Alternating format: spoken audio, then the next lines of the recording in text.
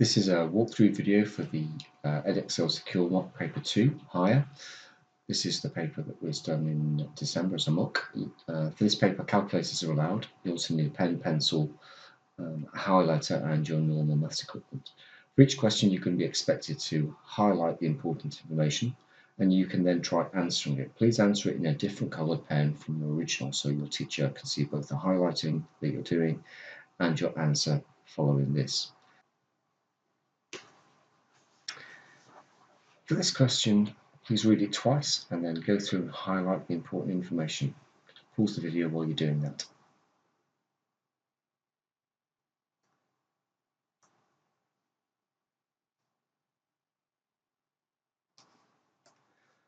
Okay, so we have 60 students at the college.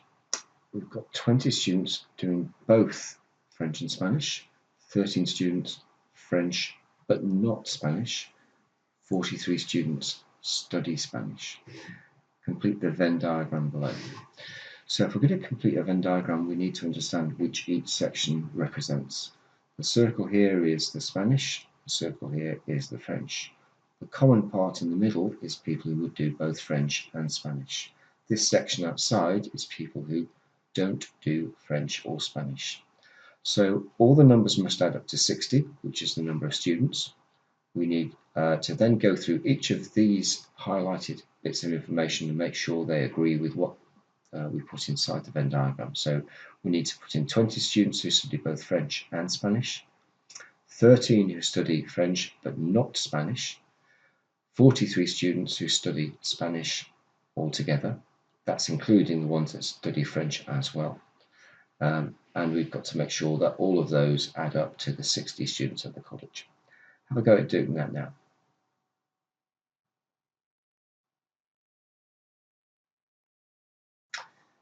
Okay, now we can highlight the second part of the question. If you can highlight the important information there, and then pause the video. Okay, what it says is one of the students of the college is selected at random. One student, random. Write down the probability that the student studies neither French nor Spanish.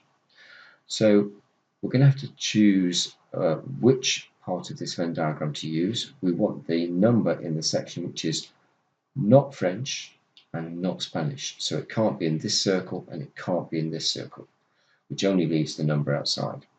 That's the number of people who don't study French or Spanish, and it's out of all of the students, one of the students of the college, so it's out of the number of students at the college. Write your answer as a fraction. Pause the video, go on to the next question, read it twice and highlight the important information.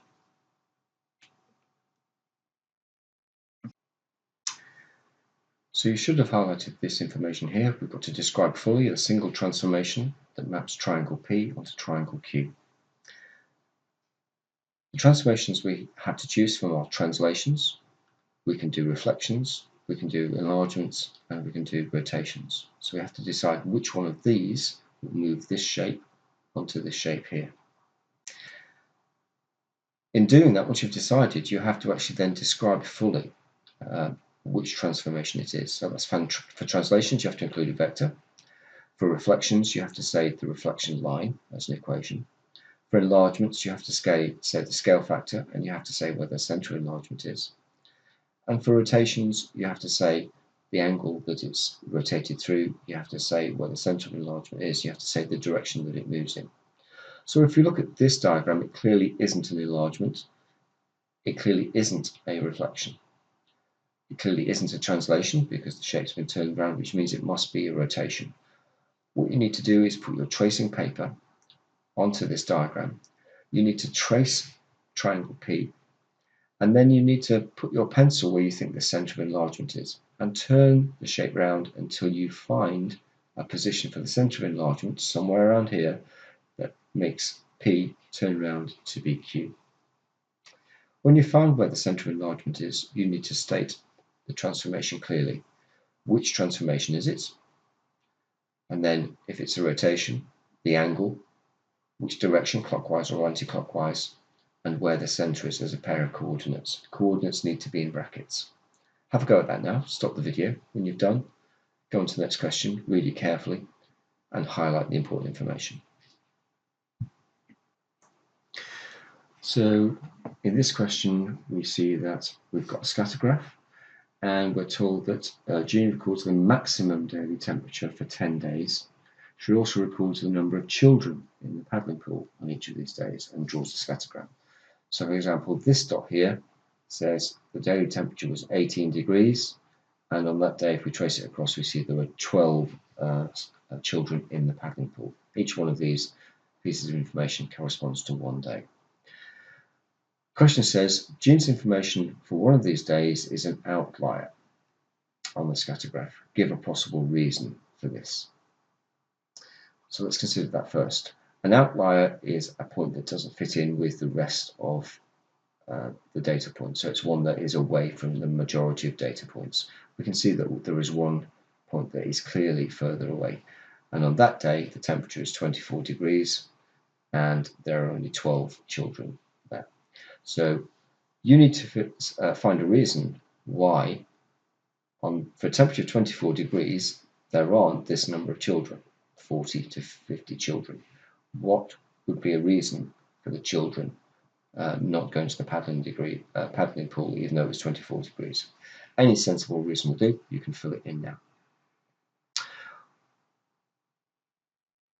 Part B, what type of correlation does the scatter graph show? Well, correlation, we have the choice between positive correlation, negative correlation, no correlation.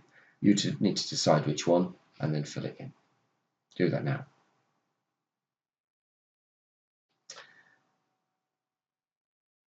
For the next part of the question, it says on the 11th day, the maximum temperature was 19 degrees. Write down an estimate for the number of children going to the paddling pool on this day. So we're going to have to do that from our scatter graph. We're going to have to use this scatter graph to find an estimate for 19 degrees, how many children would be there. Well, to do that, you need to draw a line of best fit. The line of best fit needs to go through the center of all the data. It needs to be a straight line that goes through the center of the data drawn with a ruler. It does not go from point to point to point. It's one straight line going through the center. It does not need to go through the origin here.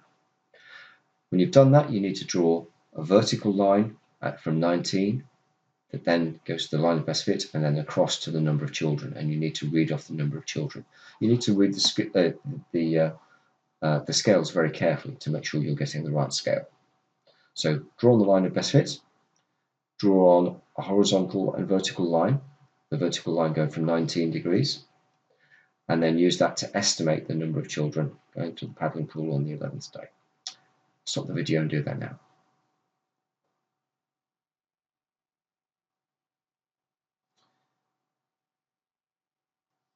Okay, so you should have highlighted the important information here. When it says it would not be sensible, to use the scatter graph to predict the number of children going to the paddling pool when the maximum daily temperature is 13 degrees. So we need to look back at our scatter graph. There will be a line of best fit going on the scatter graph. And 13 degrees is here. So again, you would go from your 13 degrees to the line of best fit and estimate the number of children. If you think about that, you're going to get not a sensible number of children. Okay, so you can give any reason which says why it wouldn't be a sensible number. It could be that you give the number of children that it might be if you read off the scatter graph, which is clearly a silly number of children. Or you could also talk about the fact that the data is up here, yeah, and we're trying to use it at this point down here.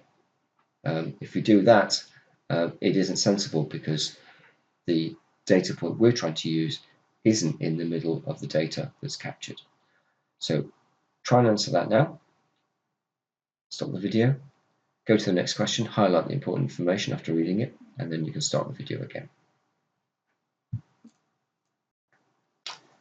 Okay, so you should have highlighted we've got a shape, which is given here, A, B, C, D, E, F. All the corners of the shape are right angles. It's going to be important in working out things later.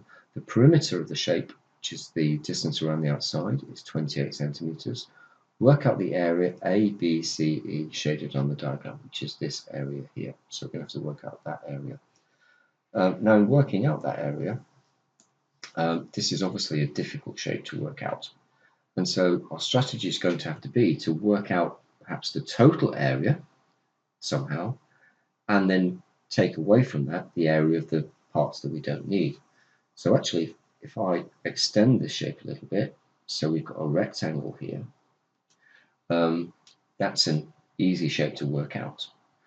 Now it says that the perimeter of the shape is 28 meters, and all the angles are right angles, so that means that this is a rectangle. So I've got a lot of different shapes in here. I've got a rectangle, the perimeter of 28, and then I've got a triangle, another triangle, and a small rectangle here, and this shape that's left over. So my strategy is going to be to work out the area of the rectangle, then work out each of these small areas, take that away from the rectangle, I'll be left with the area that's shaded. Okay. Now to do that, I need to know the area of all these sides. Now I've got that this is 3 meters, this is 2 meters, and this is 4 meters. Now because that's 4 meters and that's 2 meters, I can work out the total distance here. It's got to be the same on this side as it is on this side. So I now know this side and I know this side. Okay. I can take that away from 28, and then that will be this side here that's left and this side. So if I divided that number by 2, I'm going to get the distance along the bottom, and I'm going to get the distance along the top. Okay, so let's just go through that again. The total perimeter is 28. This is 4, this is 2, so I know this distance here, I know this distance here. I can take both this side and this side away from 28. The number that's left I've got to divide by 2, which gives me this length here and this length here. So now I know all the important lengths. I even know this distance here, because if this is 3 meters, and I know the length all the way along, I know this little distance here.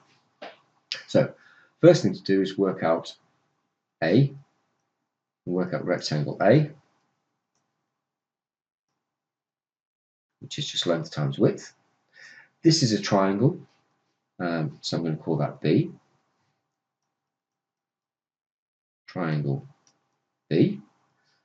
The area of triangle is the length, the width divided by 2. So the length times the width divided by 2. So I'm going to work out that area. I'm going to work out area C. That's again a triangle. So it's this length multiplied by this length divided by 2. Triangle C. We'll work that out. And the overall rectangle, so rectangle A, D, E, F, which is the rectangle that goes all the way around here. Okay, it's not really, I suppose, AD, maybe I'll make that O. So call that ODEF.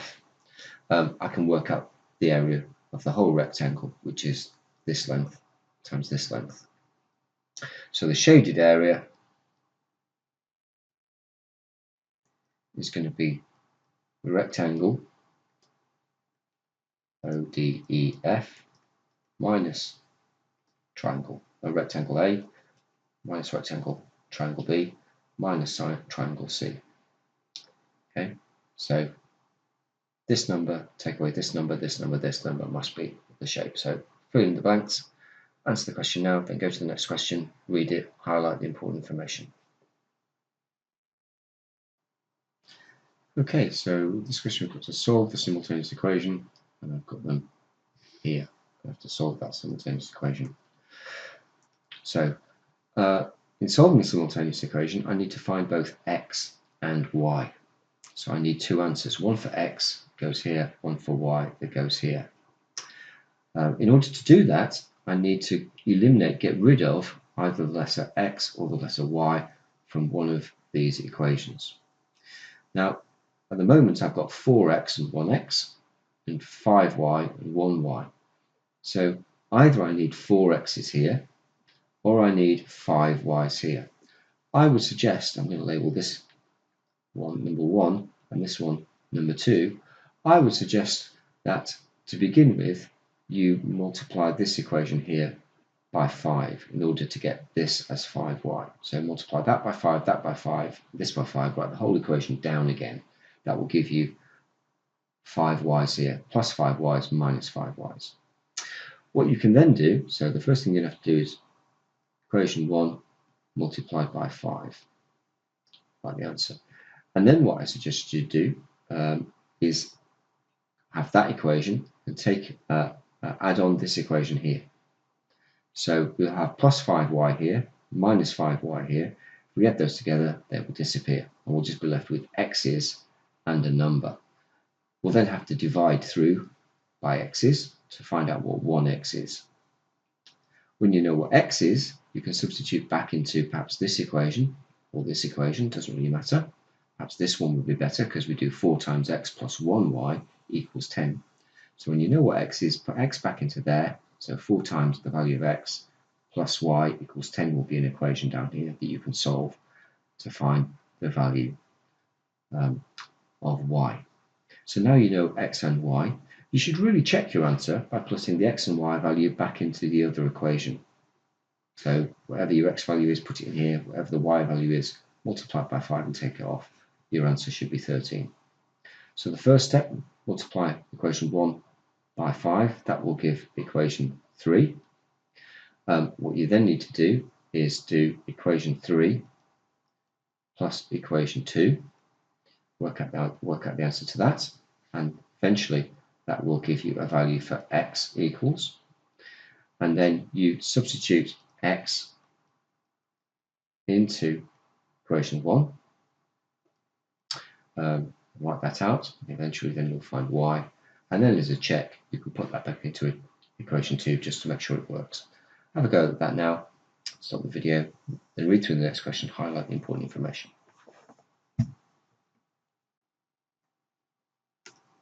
So you should have highlighted complete the table of values for the function y equals 3 over x. The table is here.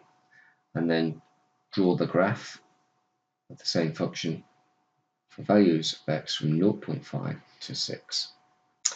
Okay, so we have an equation y equals 3 divided by x. Some numbers are filled in and others aren't. You've got a calculator and you can use that to help you with this question. So for example, if x is 1, then y is 3 because 3 divided by 1 gives you the answer 3. If x is 2, then y is 1.5 because 3 divided by 2 is 1.5. So what you need to do is do the same calculation. So 3 divided by x, when x is a half, you write the number here. 3 divided by 3, write the number here. And 3 divided by 6, and write the number here. What you then need to do is go through and plot each of those points carefully on this graph. Okay, start with the ones you're sure of. So x is 1 is here, y is 3 will be somewhere here. Plot that point carefully with an x. Plot number 2, plot at 4, okay, and plot the other ones, and they should fit in a nice smooth line. When you've plotted the points and they all look like they would go on a nice smooth line, take a pencil and go through each of the points to do a curve that goes from the start of the graph to the end of the graph. Okay, check there are no points that are out of place.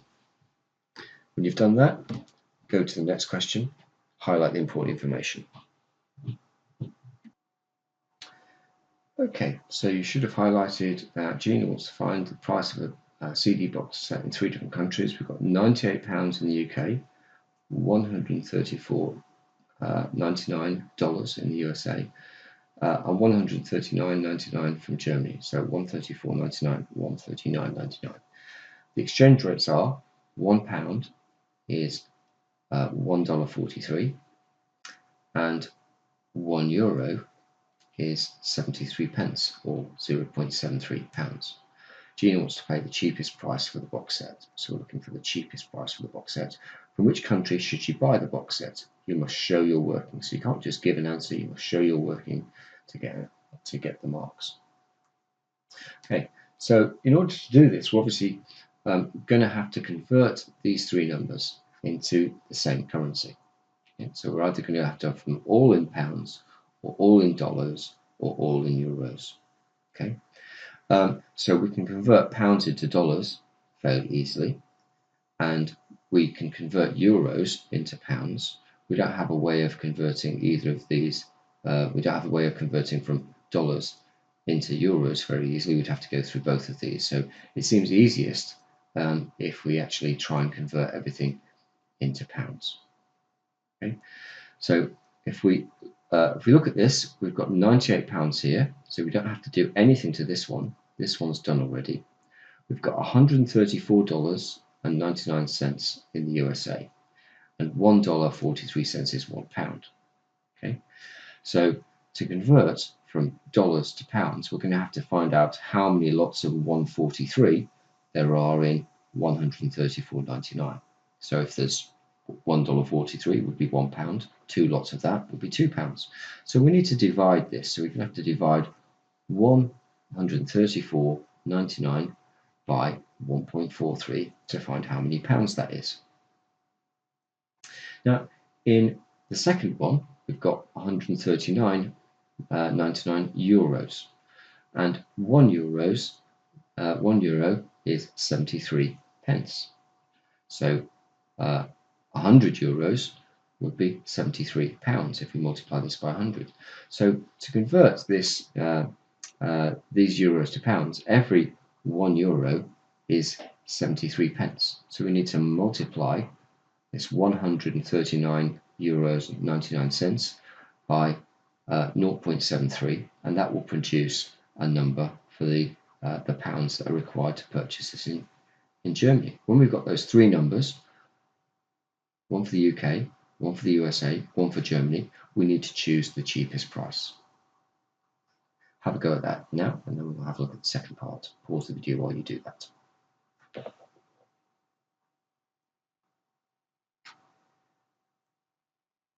So in part 2 it says, Junior lives in the UK. Why might your answer from A not be the best country to buy the box set from? So what reason might there be to purchase it from the UK rather than other countries, or what might be a disadvantage in purchasing it in that other country? Well, there's an obvious disadvantage if you purchase it from another country. You have to get it from that country to the UK, okay? And she needs to consider that in terms of whether she can do this or not and how much that might cost.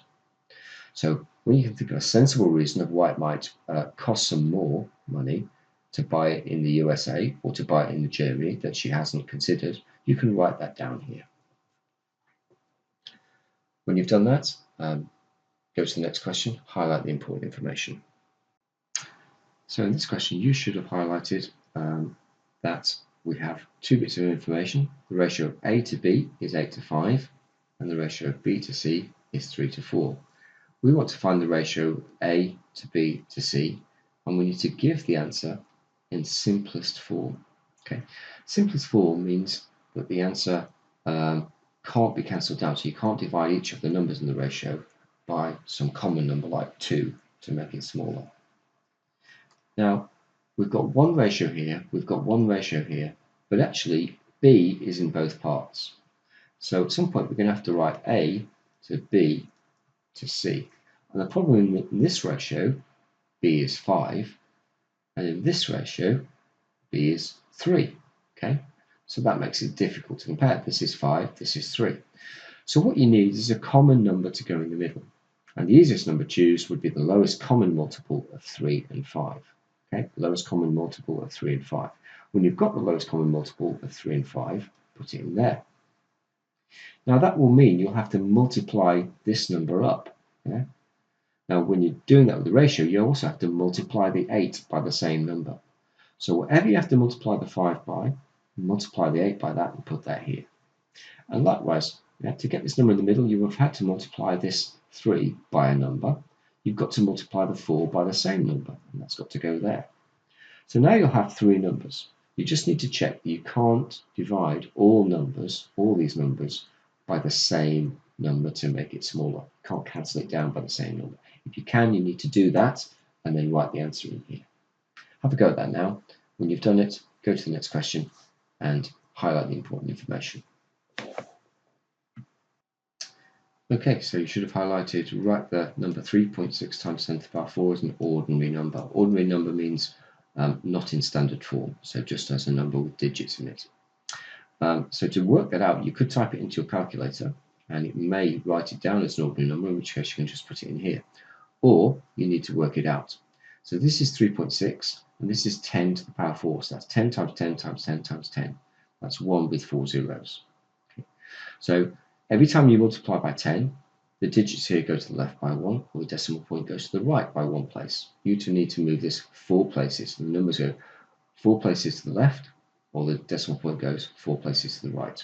Write the number down here. For part B, we need to evaluate this, which is 2.8 times 10 to the minus 2 divided by 4.7 times 10 to the 5. That's definitely a divided sign. So what you need to do is type this in just like this into your calculator. Okay. Now it says give the answer in standard form, correct to 3 significant figures. Okay. So in order to do that, there's several things we've got to do. The first thing is, if the answer isn't in standard form, we're going to have to write it in standard form. Okay, I'm going to give you an example of how to do that.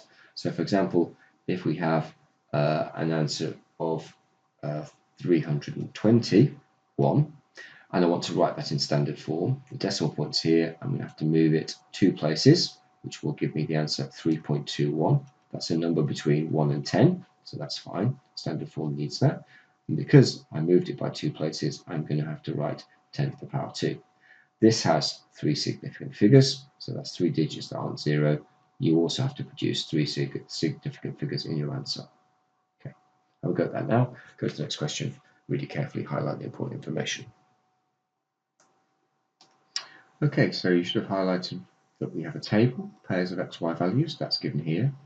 Tick the correct statements. We've got y is proportional to x, or y is proportional to x squared, or y is proportional to x cubed. Okay, doesn't require any justification. We would just have to decide which one it is and give it a tick.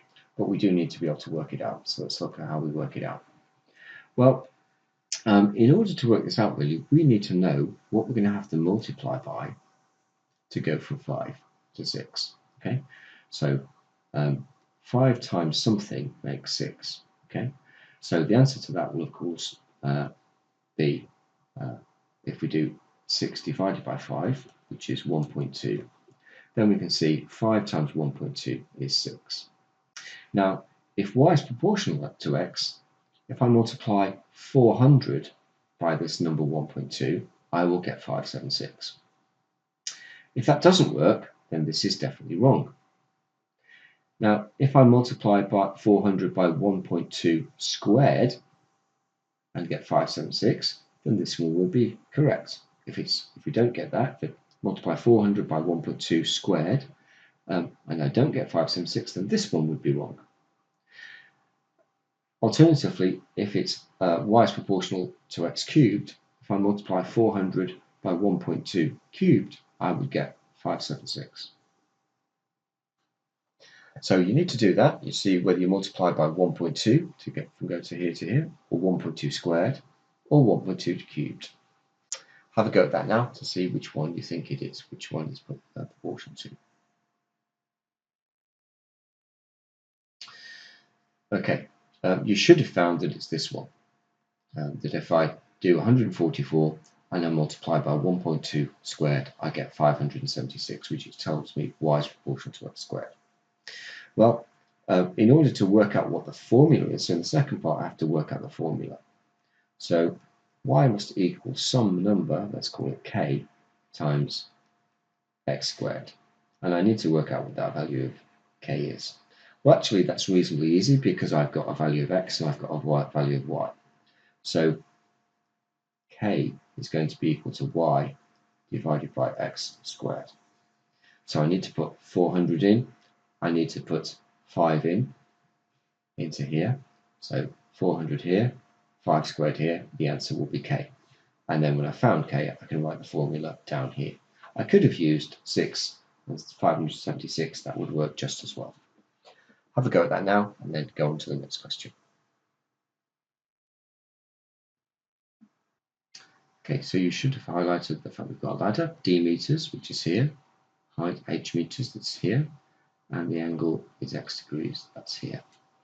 Some safety instructions say the ladder is to climb if h is 4d, work out the value of x, so that's the angle when h is 4d. So we're being asked to work out the angle, and we know that h is the same as 4d, so we can put that in there. Now the only way that you have to work out angles in right angle triangles is SOHCAHTOA, so we need to write that down.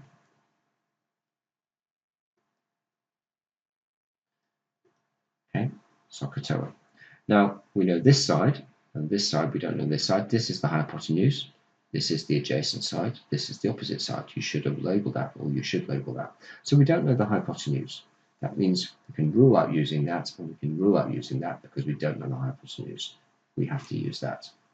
Now the definition is that tangent of the angle x is the opposite side's length divided by the adjacent side's length. Okay, so you can write that down. Tan x is the opposite side of the adjacent side. So you need to fill in what the opposite side is and what the adjacent side is. Don't worry about the fact that they're algebra, because you'll find the algebra cancels down. And when you've got what x is, it'll be a fraction. You can work at x by using 10 to the minus 1, whatever your O value over your A value is, and write it in there. Have a go at that now. Stop the video and start again when you're done. In part B, it says some different safety instructions say the angle between the ladder and the ground should be 75 degrees. The ladder is moved, so x equals 75 degrees. How does that affect the height of the ladder above the ground? Okay, so we're going to have to think about how that affects the height of the ladder above the ground. So this is only worth 1 mark, so we're going to have to just make a statement about whether the height gets bigger or whether the height gets smaller. Okay? So you will have an answer here for the number of degrees, and this answer is 75 degrees. If the angle increases, so if this angle gets steeper, that means the ladder has to move in to make the angle go steeper. So I could draw a little diagram here. Let's do it in pen. So if I move it in steeper, this might go in here, that's less than that. This one will go even taller than it is to make sure that the ladder is the same length. So this will go right up here. Okay. So if the angle is less than 75, maybe it's less than 75 degrees, then this ladder has to move out, which means that if it moves out, the ladder will go further down. So what you need to do is compare the number here with the number here. Okay. If this is a bigger number than 75, then we'll need to move the ladder out, and it'll go down the wall. Okay, if this number here was say 60 degrees, and we could move it up to 75 degrees, then the ladder will go up the wall. So I've got to compare those two and decide what happens. Just write your answer in words down below. Okay, so this question says, here are the first 4 terms of a quadratic sequence, and they're the numbers here. Find an expression in terms of n for the quadratic sequence. So if you have got a quadratic sequence, that means it doesn't go up by the same amount each time. This one goes up by 5, and it goes up by 7, and then it goes up by 9. So what you need to do is do some working on this. You need to find what the first difference is. Put it in here. And then you need to find out what the second difference is. So that's the first difference, going from there to there. You need to work out what the second difference is. And this should be the same in both cases. Now, when you've found the second difference, that tells you something. This is 2a. And the formula for a quadratic sequence is an squared plus bn plus c. So whatever this number is here, if we divide it by 2, that gives us the number of n squareds. Now, when you've worked out how many n squareds it is, okay, it's a very simple number of n squareds, okay, you need to write down that sequence. So if you ended up with a as being 1, then you'd write down the numbers, the square numbers, so 1, 4, 9, 16, okay, 1, 4, 9, 16, the square numbers. If n was 2, you'd double that. If n was 3, you'd multiply that by 3. Okay. Now what you need to do is find out the difference between these numbers and these numbers. The difference will be a normal linear sequence. So take these numbers take away these numbers, that will give another pattern of numbers, but that will be bn plus c. Okay, just a normal arithmetic sequence. So when you've got the new pattern of numbers, these numbers take away these numbers as a new pattern, work out what the algebra for the nth term for that pattern is, and then just add it on to the number of n squares that you've got and put it here. Have a go at that now.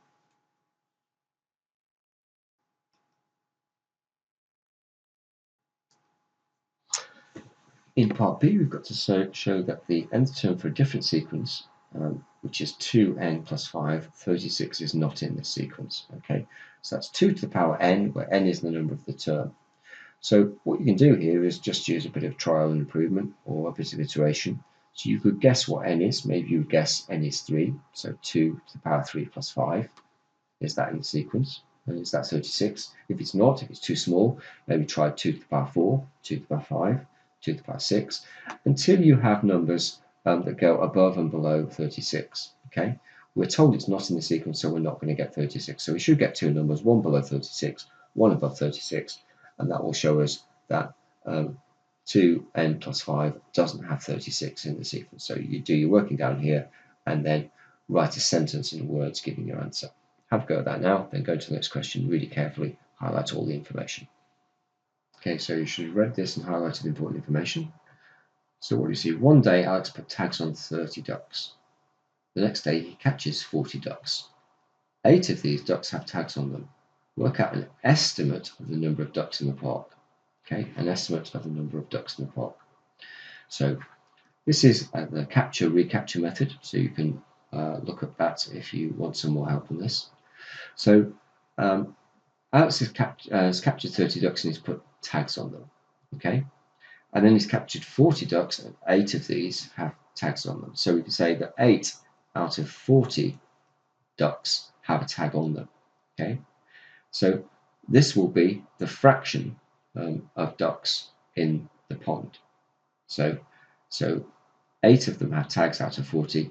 So this is the fraction of ducks in the pond that are tagged. Okay, now if Alex had 30,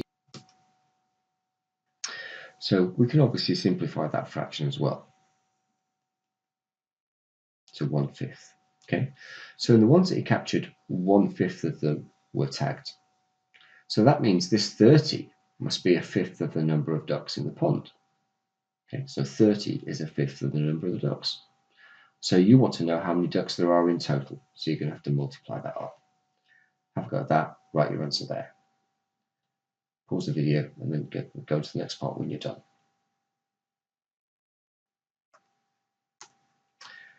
So in part 2, it says Alex assumed none of the tags fell off during the night. Okay, if Alex's assumption is wrong, explain how this could affect your answer in part 1. Okay, so let's think about that. If some of the ducks had lost their tags for whatever reason, then 8 out of 40, he could have got more than that because he could have found some ducks. Some of these 40 ducks that he caught could have had tags on them. Okay, so it could have been 10 out of 40. Okay, or it could have been 20 out of 40. Who knows? So this is going to change this fraction. So we currently have 1/5. Let's say it went up to 20 out of 40. Okay, then he'd have caught half of the ducks with tags. So that would change. This would then be just a half of the ducks in the pond. And so you can work out the number of ducks in the pond again. So you need to say in words how that's going to affect the answer. So let's assume that some of the tags have fallen off. So you would have captured more ducks. Yeah, that would make this fraction bigger. How would that affect the number of ducks in the pond if this was a quarter or maybe a half? So we work that out, and then you need to put that in words at the bottom here. So you need a simple statement in words about whether you think there'd be the same ducks or more ducks or less ducks and why. When you've done that, go to the next question, highlight the important information.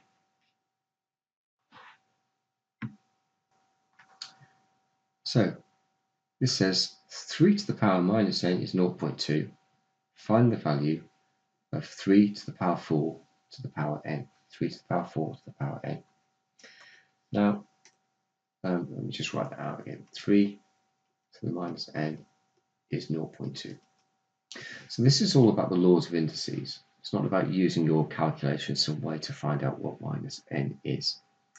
The first thing you have to realize is that the law of indices say if you have a power of a power, 3 to the power 4 to the power n, that's actually the same as 3 to the power 4n. But also, that's the same as 3 to the power n to the power 4. So that is the same as that, and that is the same as that. So in order to work this out, if I can work out what 3 to the power n is, and then I just multiply that up 4 times, so to the power 4, then I can work out the answer. So the question is, how do I get 3 to the power n from this? In order to do that, you need to understand what the negative powers do. Okay, so if I've got 3 squared, that's 3 times 3, which is 9. If I have 3 to the power minus 2, that negative sign there turns this into a reciprocal, so that becomes a ninth. Okay. Now, if I know that this is 3 to the power minus 2 is a ninth, then I can get rid of the negative sign and turn it into 9. And I need to use this strategy here. So I can get rid of the negative sign here and work out 3 to the power n, as long as I know that I have to take the reciprocal of this, and the reciprocal of 0.2 is 5. So the first part of this question is to know that 3 to the power n is 5. Once I've got that, I can evaluate, replace 3 to the power n here with the answer from here, and work it out to the power 4. Have a go at that now.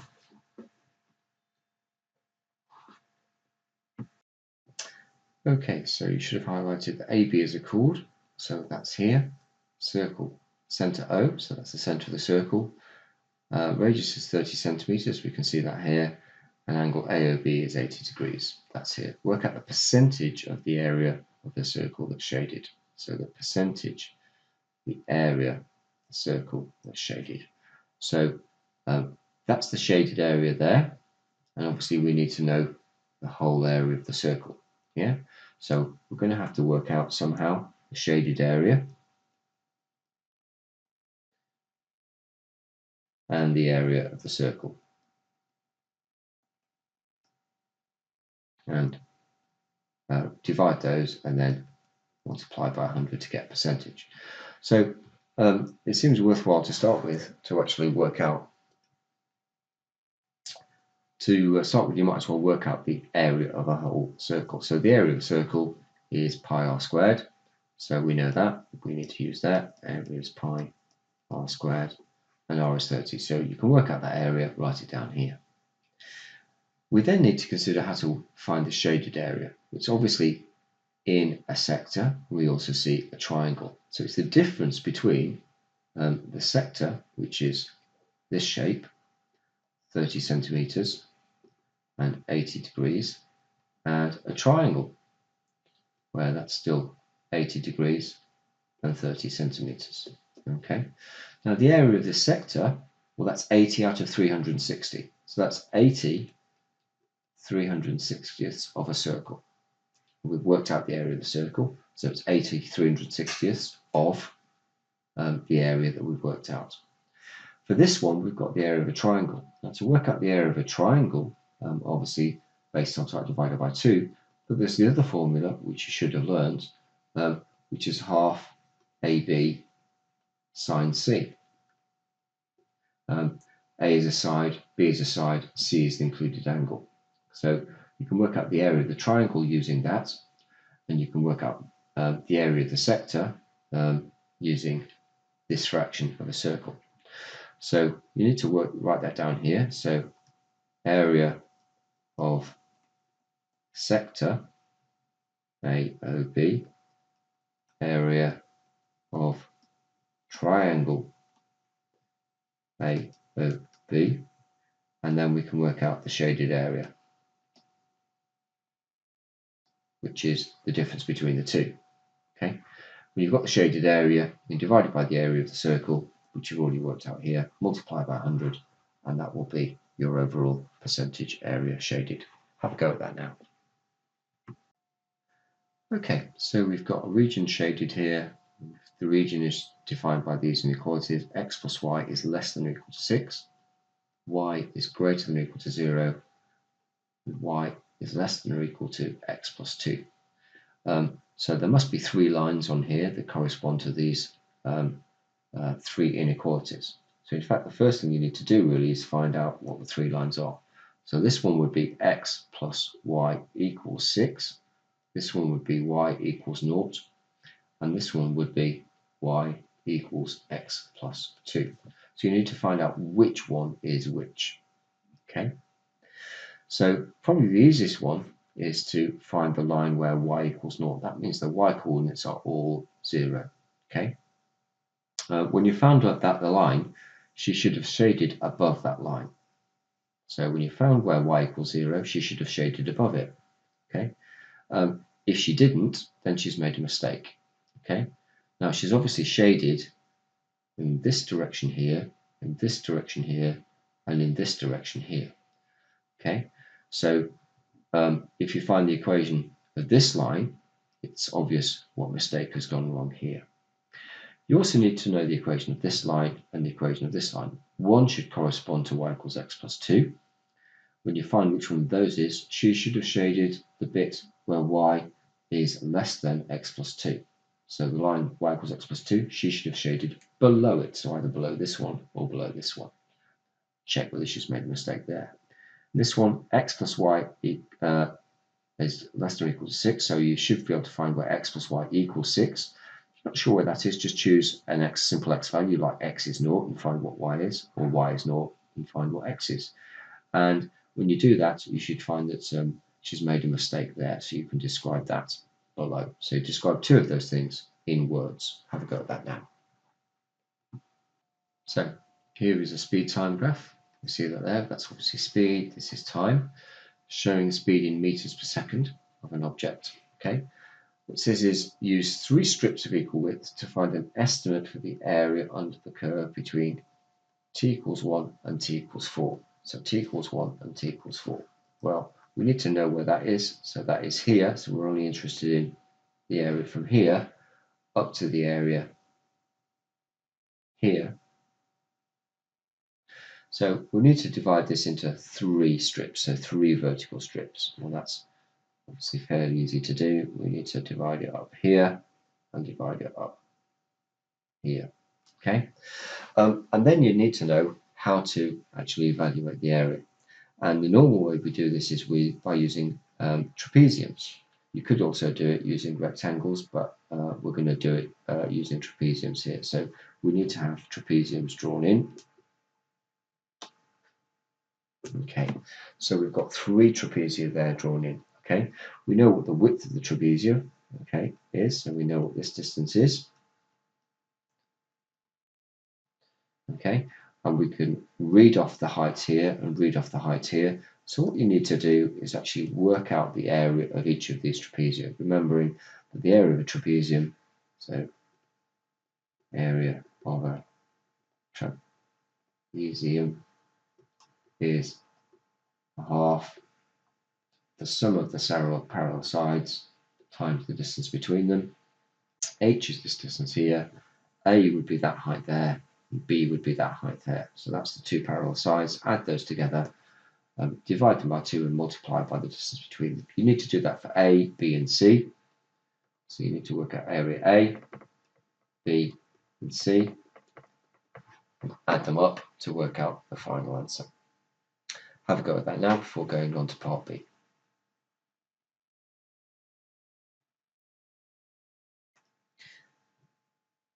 So if we go down to part B, it says describe fully what your answer to part A represents. So let's just highlight that. Describe fully, so that means in detail what your answer to part A represents. We've got 2 marks, we're going to have to make 2 points. And then in part C, it actually says explain whether your answer to part A is an underestimate or an overestimate of the area under the graph. So that means this graph here, the area of the trapeziums, are they less than the area underneath the graph, or are they more than the area underneath the graph? Okay. Well, that's probably easier to answer first, so you can just write that down in the sentence. If you think the area of the trapezium is actually underneath the graph, you just say it's less than the area. If you think it's the trapezium go above the graph, then you'd say that it was more than the area. For part B, you need to describe fully what the answer to part A is. That is the area under the graph represents. Okay, so this is a speed time graph or a velocity time graph, and you should know what the area under a velocity time graph actually represents. Okay, if you don't, you need to look it up. By describing fully, you need to take into account the fact this only starts at 1 and finishes at 4. So you need to include the number 1 and the number 4 in your answer, as well as saying what you get if you find the area under a velocity time graph, which you may need to look up. Okay, have a go at that now. Okay, you should have highlighted the important information. So we've got 95 girls and 87 boys in year 13 at the school. One girl is going to be chosen to be head girl. A different girl is chosen as the deputy. One boy is chosen as head boy. A different boy is chosen as the deputy. Okay, work out how many different ways this can be done. Okay, so we need to work that out. Let's think about it. We've got 95 girls. How many ways could you choose the head girl? Well, that's an easy number. You can just write that down here. Now you've chosen the head girl, and you have to choose the deputy head girl, and it can't be the same person. So how many ways could you do that? You need to write that number down. Okay. Now, when you've done that, how many ways can you choose a boy? There are 87 boys. You've got to choose one of them. How many ways can you do that? And a different boy is chosen as head boy. You can't use the same one, so that's ruled one of them out. How many boys are left to choose as a deputy head boy? So now we've got the 4 numbers. You have to decide what to do with them. Okay. Now let's simplify the question. Maybe you don't know what to do, and you need to simplify how to do it. Let's say I had 3 boys, okay, and I had 3 girls. How many ways could I choose the first boy? Well, that's 3. And for each one of those, so we've got boy A, we've got boy B, we've got boy C. Okay, if I choose A, then I can choose B and C. If I choose B, then I can use A and C. If I choose C, then I can choose A and B. So 3 here, 3 choices for the second one, and always 2 for the deputy. So that would be 3 times 2, okay, which gives a total of 6 different ways. Okay, so A and B, A and C, B and A, B and C, C and A, C and B. So to work out the number of different combinations, we have to multiply the numbers together, and you're going to have to do the same thing with your numbers here. When you've done that, go on to the next question, highlight the important information. Okay, so you should have highlighted, we've got P with these coordinates and Q with those coordinates. M is a point on the line, and PM to MQ is 2 to 3. L is perpendicular to the line segment PQ. L passes through M. Find the equation of line L. So that's quite a lot of information to get on board, and it's all written in words. So I think the first thing to do here is actually to do a sketch. So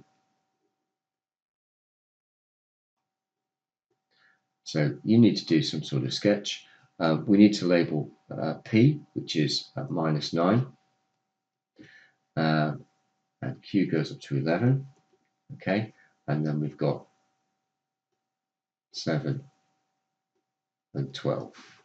So you need to label where these are. So -9, -9, 7, so that's somewhere there, and 11, 12 is somewhere here, and this is P, and this is Q.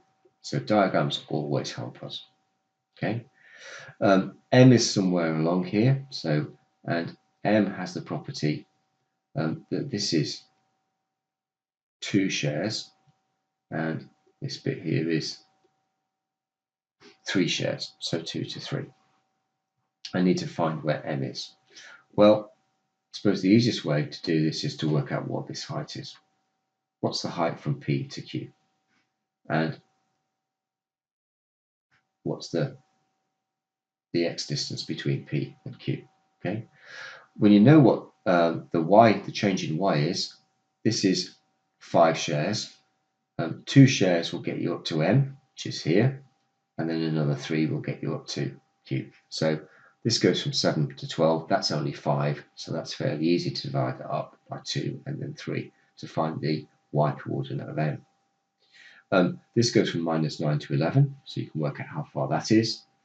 Divide that by your 5 shares to work out what 1 share is, and then 2 shares to 3 shares. So now you should have the coordinates of M, because that's 2 shares out of the number all the way across, and that will be 3 shares.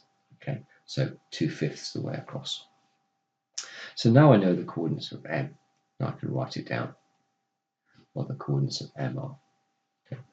It says L is a line perpendicular to the line PQ, and it passes through M. So it goes through somewhere like that. Now, in order to find the equation of a line, I need to know what two things are. Y equals mx plus c, I need to know these two things. And I can work it out also using y minus y1 is mx minus x1. Okay, I can do it that way. So this is the equation of how to find a line. But either way, I need to find the gradient. This m are not the same. I need to find the gradient of the line L. The line L is this gradient. It's perpendicular to this gradient. So what is your strategy going to have to be? Well, you're going to have to work out the gradient of this line. So the gradient is change in y over the change in x. So it's this number divided by this number. It's a positive gradient. L is perpendicular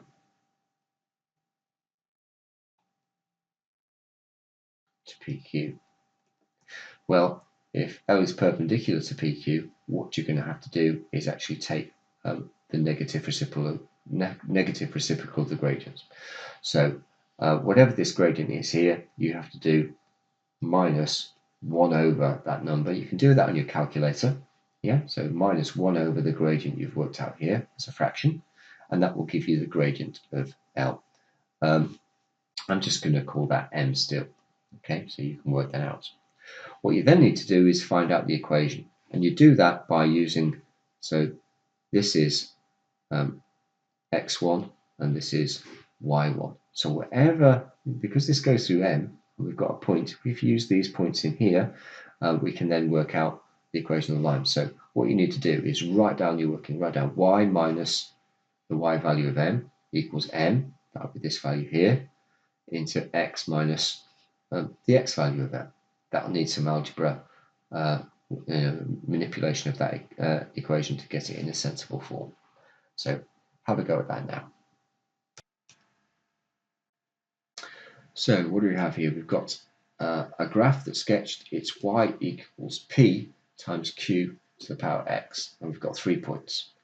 This one, and this one, and the graph goes all through those points. And we're going to have to work out the value of k. Okay, k is the missing number here. Okay, k is the missing number where the x value is 2. So how are we going to do this? Well, let's just consider the equation y equals p times q to the power x. Okay, this is a rule. Okay, an equation of a line is a rule that connects all these points together, and it must be true for all of them. So if I put in the x value and the y value for this point into this equation, it must be true. Okay, if I put this number in, it must be true. If I put this number in, it must be true. So what I need to do is I need to use each of these values in turn to try and work out what the value of k is. Okay, so let's choose this one. First one, we've got y equals 5, x equals 0. So I need to put that into here. Replace y with 5 and x with 0. Okay, when you do that, you should know what q to the power 0 is. Okay, you should know what anything to the power 0 is. that will give you the value of p. Okay, so you'll now have the value of p. You now need so now you know the value of p. So I can do the next step. I've got this point here, and it says if x is 4, y is 405.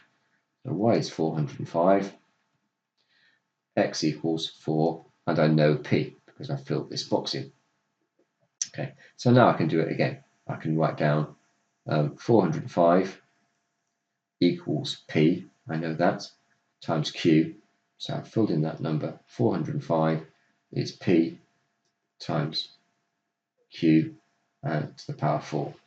Okay, so so I know this number, and I'm looking for what this number is. Actually, let's get rid of that because it's actually should be q there.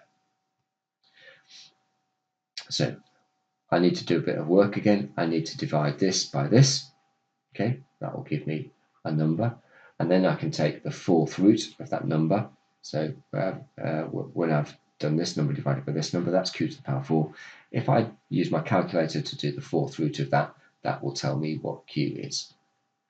Now, once I know what q is, I need to do this one more time.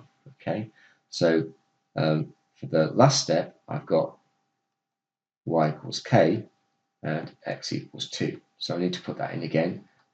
So k equals p, I know that, times q, I found that, and this will be the power 2. So I know that, I can put that into my calculator and find out what k is. Okay, you need to play that video again, split the video again to go through it again, do that. Okay, so you should have highlighted the important information here. So OAB is a triangle, that's OAB, a triangle. A is the midpoint of OZ, a midpoint of OZ. So that is the midpoint of the whole thing. Y is the midpoint of AB, so that's the middle of this whole thing. And X is a point on OB. And then I need to fill in this information. So I've got the information here I need to use. So we're going to put that information on here. So it says OA equals A. So OA, that's A. And it says OX is 2B. OX, so that is 2B. And XB is B. So that there is B.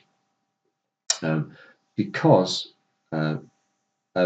this is the middle of this thing, I know what this distance is. So OA is the same as AZ, so I know what the vector there is. I can fill that in, and you should do that now.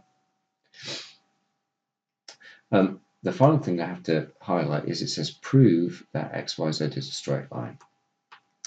And to do that, you need to know the fact. Okay, so it's a straight line. So XYZ, that's XYZ. Let's just fill that in so we know which line we're talking about actually. So we'll choose a red line that goes all the way from there. So XYZ, prove that that is a straight line. Okay, now in order to do that, if it's a straight line, then the fact you need to know is that if these are straight lines, then XY will be a multiple of YZ or XYZ. So this vector here from X to Y, this vector here from X to Z, they will be multiples of each other. So if one is A, the other one would be 2A or 3A. They're multiples. So this thing here means multiples. So what you're going to have to work out is you're going to have to work out somehow the vector xy and also the vector xz. We're going to try and work those out and prove that one is a multiple of another. So you can get from one to the other by multiplying. Okay. Now the thing with vectors is any route to take you from one place to another is going to give you the same answer. So if I want xz, that's the first one to work out, the easiest one to work out. I've got to get from x to z by any route. So I can go up there, along there, along there. Remember, I know what this is because this vector is the same as this vector. So go up there. Now I'm going against the arrow, so that will be a negative vector. Going with this arrow and with this arrow, so these would be positive.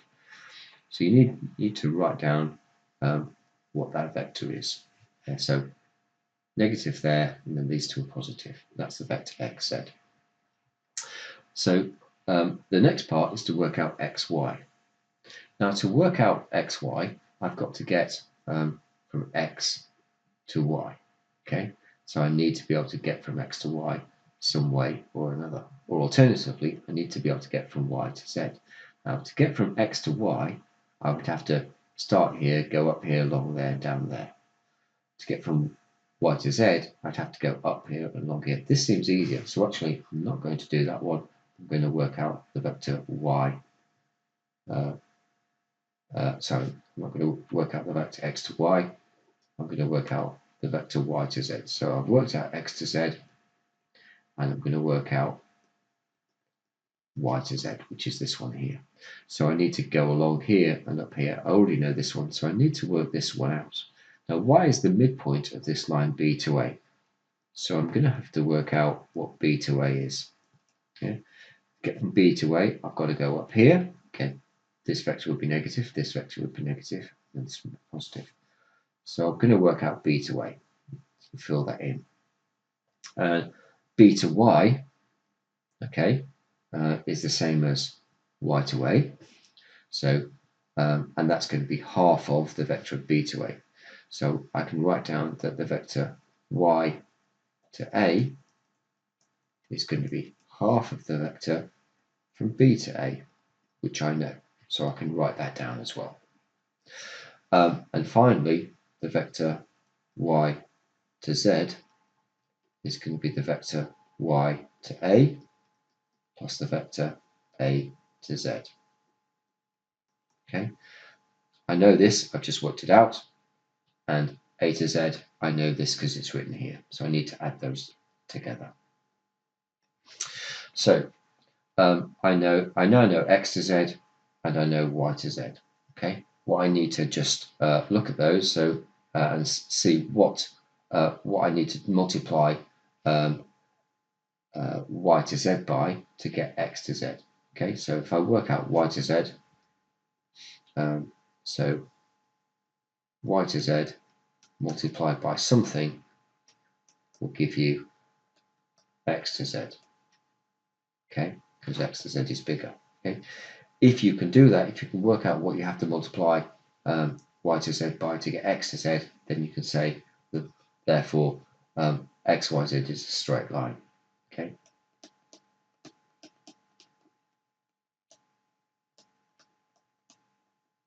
But you can only do that if you can multiply y to z by a number to get x to z. Have a go at that now. If you need to play this video again as you're doing it, then you can do that.